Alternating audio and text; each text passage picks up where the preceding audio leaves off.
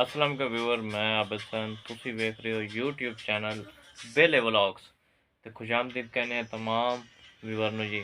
आज दा व्लॉग बहुत ही अलग होने वाला है ते उम्मीद करते हैं तुहानू अच्छा लगसी। ते आज 7वां रोज़ा है जनाब रमज़ान शरीफ दे ते ए जनाब मोहम्मद आसिफ कितने रोज़े जनाब रख लें भाईजान? दूसरा रोज़ा है इनू ते आज रमज़ान दे 7वीं रमज़ान है जी, 7वां रोज़ा है स्टार्ट है। ते उस तो पहले जी जिन्होंने साडे यूट्यूब चैनल वेले व्लॉग नू सबसक्राइब नहीं किया तो मेहरबानी करते सबसक्राइब कर लो ते बैल आइकन नू प्रेस करो ताकि हर नई वीडियो तुहाडे कोल सब तो पहले पहुंचती रहे। ते वीडियो नू लाइक किया करो साडी हौसला अफजाई लई ते अच्छे कमेंट अपनी राय का इजहार कमेंट जरूर करना है तुसें ते असीं वेट करसूँ इस गल दा। इवें ना जी किवें गल है? हाँ टोपी कहने को लई आप दी दाती लई सी भाई आप ते नेट चला रहे हैं जनाब। ते टाइम क्या हो गया है? कितना टाइम रहा है? मैं कहा कितना टाइम रहा है रोज़े चुके टाइम हो गई है? हाँ जी 3 घंटे ते 46 मिनट 3 घंटे 46 मिनट रह गए ते बस नज़दीक ही समझ लो साढ़े लिए इवें ना।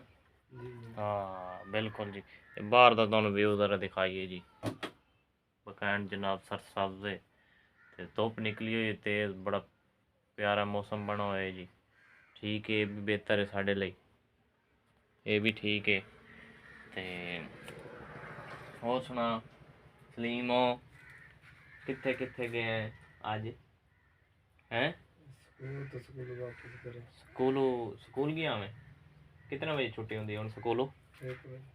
1 बजे ते गाह पाटा है वाडा है कोई ना हैं हुण भाई सही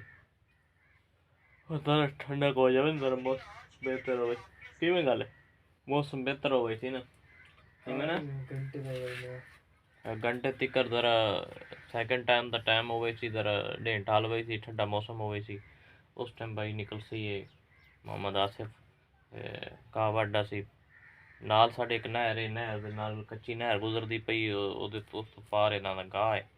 तुहानू नहर दा भी व्लॉग बना ते विखाई सो बई नहर साढ़े नालों बड़ी वड्डी नहर है जी पंजाब दी सब तो वड्डी नहर साढ़े पिंड दे नालों गुजर रही है उतली साइड तो।